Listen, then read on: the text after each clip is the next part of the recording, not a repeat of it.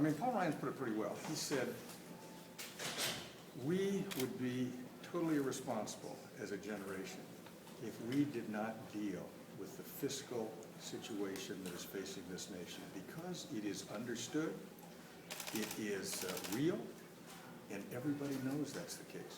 So we got to have the guts to actually do something about it. And one thing I would say about Mitt Romney and particularly Paul Ryan, they have shown the guts to put that forward. You hear on the other side a lot of criticism about the plan they put forward, but you don't see any other plan coming forward. It's like my opponent. He's against the deficit, but he won't tell you what he's going to do to help the deficit. You know, you talk about high-speed rail. He was for it before he was against it. He said, well, the circumstances have changed. Circumstances were pretty dire when he was for it just 2 years ago. Then it gets changed to the polling on it.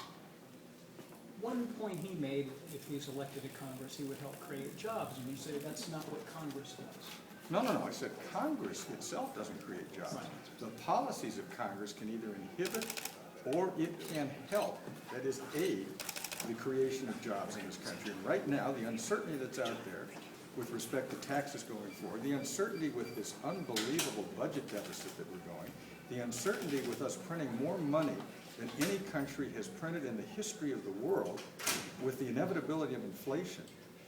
The fact of the matter is that we are falling down in terms of the list of countries where this is a place for economies to grow. All of those things are in the hands of a Congress and a president. And what has been done in the last 4 years isn't working. I mean, just look at what's happening.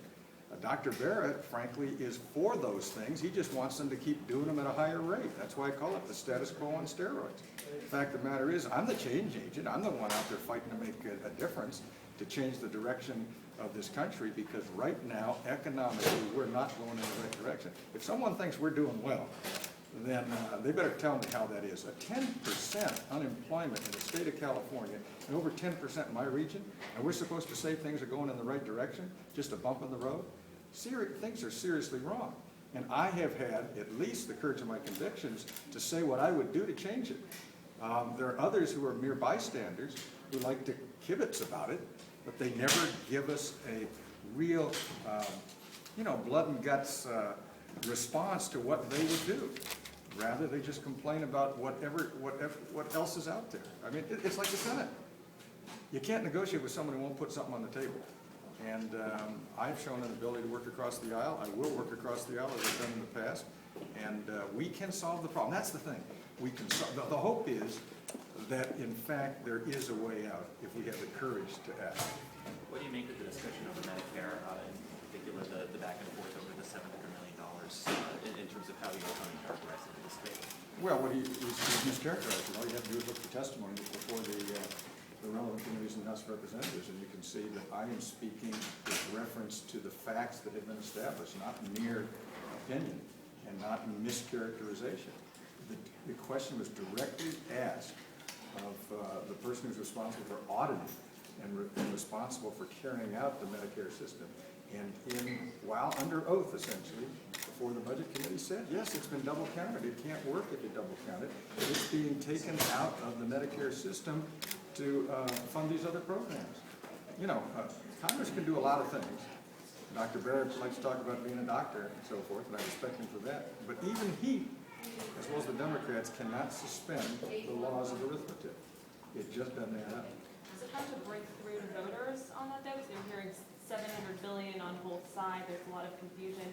It's a big issue in the campaign. How do you get that across? Well, the fact of the matter is, if you look at what is happening to Medicare Advantage, it is obvious that they are taking a huge chunk out of programs such as that. That is a part of the $700 billion.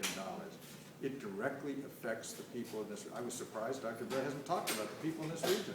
Medicare Advantage has one of the highest participation rates in this area as any area in the United States. There's a number of reasons for it, but the fact of the matter is, a lot of it is the satisfaction that Medicare recipients have from the program.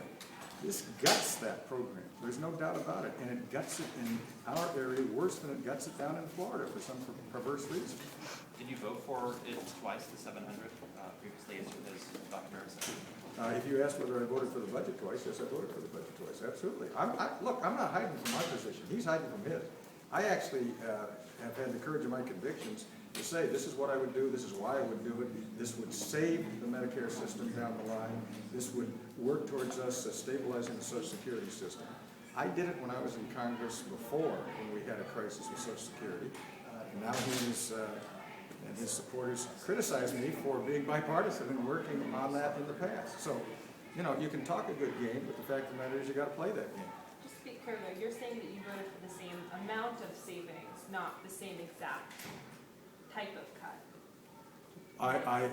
In our bill, we had the same amount of savings, but it would maintain itself within the Medicare system. It was not utilized as one of the ways to pay for all the new programs, number one. Number two, you can look at the record. I had spoken out against the attempt to obliterate or to unduly undercut the Medicare Advantage program. As a matter of fact, a more recent study by 3 economists at Harvard University have used the model of the Medicare Advantage program with a tweak on it, which is having the government actually award a contract to the second lowest bidder to set up the program in the future for Medicare. They came to a conclusion that that would show at least a 9% drop in the overall cost. So when you talk about how do you bring costs down, competition do.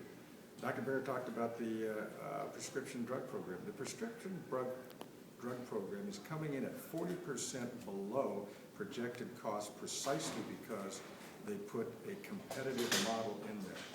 We want to put that in as part of a solution to any change going forward for those who are 54 and younger. And you talked about the word forcible being removed, but I gotta ask, because we've talked to all the protesters, what do you say about the people who say you're part of the so-called war on women? Well, maybe they ought to talk to my 95-year-old mom that I saw just for coming over here. Maybe they ought to talk to my wife for 43 years. Maybe they ought to talk to my 2 daughters. Maybe they ought to talk to my 4 granddaughters. I think you would see that it's just palpable nonsense. It's part of the Nancy Pelosi Democratic Congressional Campaign effort to try and misstate where people are. Part of what they use as the substance of their attack on war on women has to do with the HHS mandate, which is an attack not only on the Catholic Church, but people of faith all over. That's why people of faith all over, Catholic institutions, including my alma mater, Notre Dame, have challenged that. They say that's a war on women. It is not. It is a war on the First Amendment. It is a war on personal conscience, and it is a war on the ability of people to practice their religion. And I'm not just the one saying that. I've talked to leaders of churches all over this country on that. So, you know, they can say black is white and white is black. It doesn't make it so. Great. Thanks, everybody.